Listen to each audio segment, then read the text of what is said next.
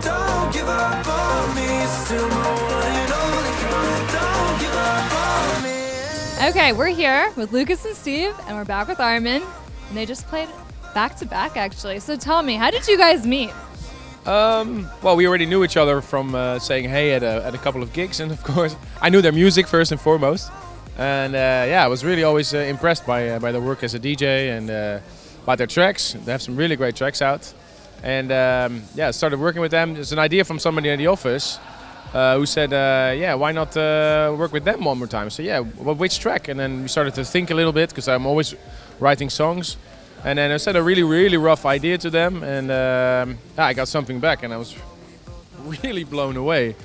Like really blown away, because so these guys are not only up and coming talents, but really, really good producers, and they're nice guys, good looking. Hey, I say it.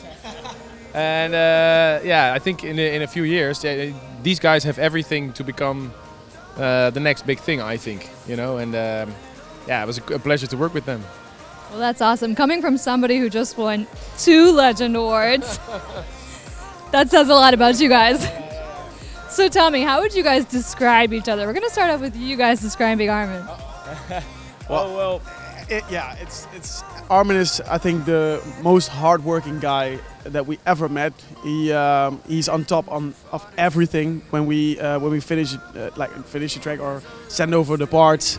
He's on top of everything, the video clip, marketing. He just knows everything about everybody, and that's unbelievable. Nice to work with. He's such inspiring for us as a producer, but also as a human being, and that's really. I think what was really outstanding is that as soon as we sent the track over and we didn't really know what to expect, well, would he like it or would he have a lot of comments? Of course, we expected comments, but with the comments came an idea for the video clip, strategy, marketing, everything together, and I think that really describes how Armin is working on I think all tracks, and that's really special. Armin, tell me something that they don't know about you. You're going to tell me something that they already don't know about you, and you're going to tell him something that he doesn't already know about you. Here you go. Did you guys know I have a life-size Darth Vader in my house from Star Wars?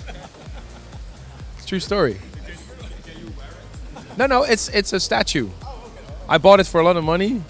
It's a Don Post 1996 replica of the actual Darth Vader and R2-D2, and they're in my game room. Right? That is awesome. That is awesome. To cook, yeah. Thing is, he loves to cook.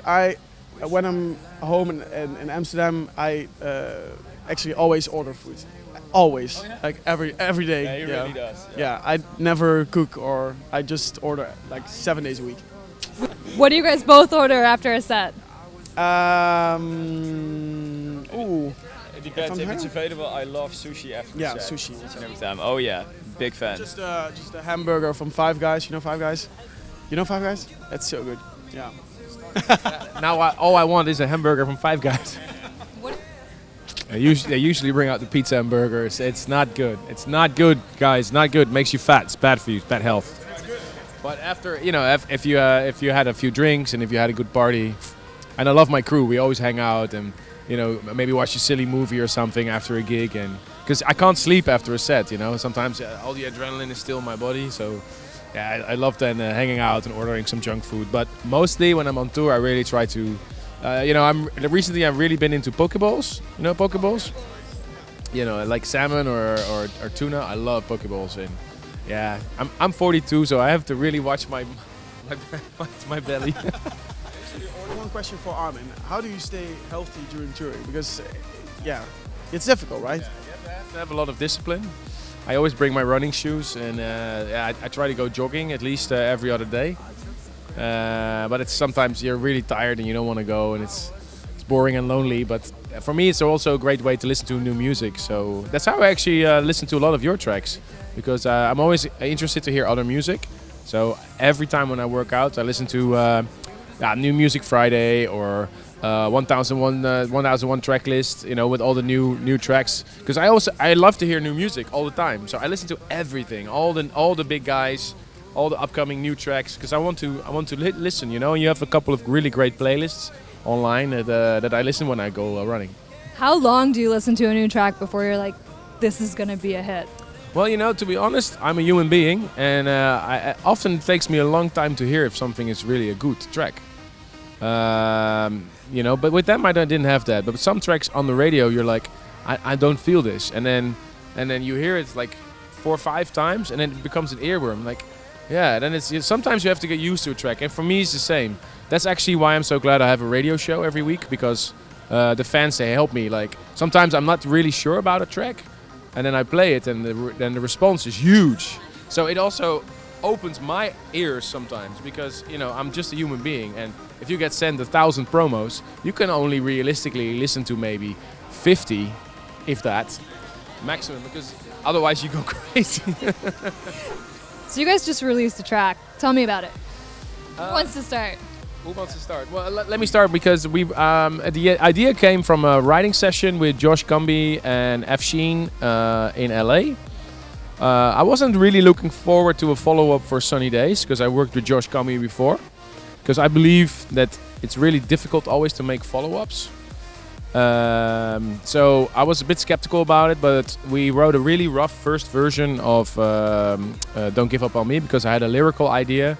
It started with the line that my mother said. My mama always said, every day you wake up a little more. Every day you become older and you see more of the world and you become wiser. And I always wanted to do something with that lyric as a dedication to my mother.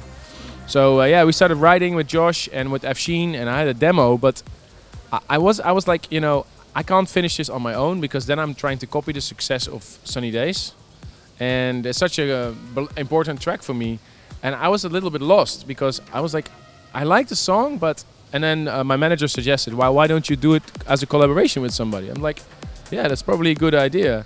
So we sent it to Lucas and Steve, and they really liked the song. And I was like, really? You like? Because sometimes you don't know anymore. I thought it was good, but I wasn't getting... And they sent me a rough demo. Well, maybe we can go this direction. Right? So maybe you have to pick up the story. Well, I think the moment we received it, we tried different things. It kind of is how we usually work. You get a track, you get a top line, you start trying. Usually one of us gets behind the piano and just starts sorting things out and what could work really well. So I think we made a really rough sketch, about 3 versions, but there was one we both were like, this has got to be the one, absolutely. And from that moment onward, it went really fast. We got in the vocal chops in the drop, and sometimes you get this feeling that everything fits together so nicely. And when that happened, we were like, yeah, I think it's time to show this to Armin. It's actually a natural process also for us, like sending this for, like, we were really convinced that was the version, like the first version that we send over to Armin, that's the version and the direction that we really wanted to go. And I think Armin really liked it. And it was a song that was, I didn't know where to go with it, but they sort of, yeah, Directed you in the right direction. yeah, well, yeah, it was like, I love it song, but, and also, you know, again, I didn't want to make a follow-up for Sunny Days, and I thought when they come in, it just made perfect sense, and then they really added, you know, the 50% to the song that it needed, absolutely. like Armin's style is really different from our style, but still you can hear both of the best worlds in that collaboration, and I think that's a really big achievement, and you can really be proud of a collaboration in that way. Yeah. I think it's important. I think when you do a collaboration as a DJ, for me the golden rule is they have to be able to play it in their set, and I have to be able to play it in set. And I prefer not to have 2 different mixes.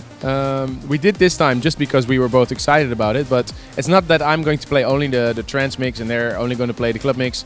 I'm going to play the club mix as well, because I think it's really, really good for my sets. And I hope, you know, if the fans know it a little bit, because now it's just fresh. I hope that, you know, the club mix will do really well on the in my sets, but I'm planning to play it a lot in my sets this year and next year, hopefully. When was the first time you guys played that live? Was it last night? Yeah, actually, yeah. What was that feeling like for you guys? It was really cool to get in the booth with Armin for the first time, and yeah, I mean, you never know when you play it for the first time, you know that the crowd doesn't recognize it yet, so you don't get that boost of recognition that everybody's singing along and hands up at the first note because they have this moment of familiarity. So that's always a very exciting moment, but yesterday, still nobody knew it, still the hands went up and everybody went crazy to it. So that was really great feeling. So it's really good to also to get to know each other, and we had so much fun shooting the video as well. And I really thought. I told them from like, it's also important we have fun in the video, and it was such a great day, and I think we made a little fun of the fact that a lot of people think outside that DJs always are fighting or having competition, because if you look at the DJ lists out there, and then you see, oh, this DJ is better, but in reality, behind the scenes, there's no beef. There's a lot of support. Of course, you admire somebody's set, or you hope that you get voted, you get a lot of votes, and you end up somewhere. But realistically, there is no fight. I guess some people would wish there was sometimes beef between DJs, because, and so we kind of made fun of with that idea with the video to have a little race. And I love the scene where he goes in the car, like, to me, like.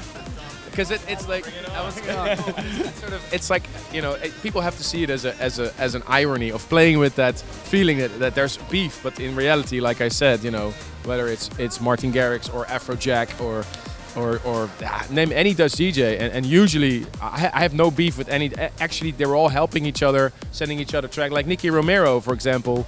Just today, I was sending him the a cappella to a track of mine.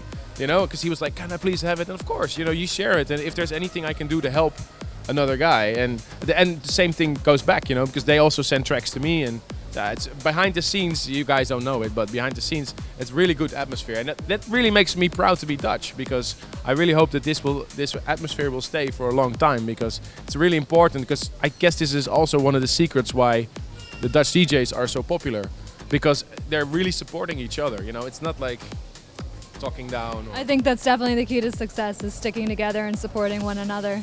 So with that being said, I hope you guys do play it at Ultra. We will. And I can't wait to see the response, because it's going to be awesome. I hope so. So good luck. Thank you. And we'll see you guys on stage. Everybody jump, jump!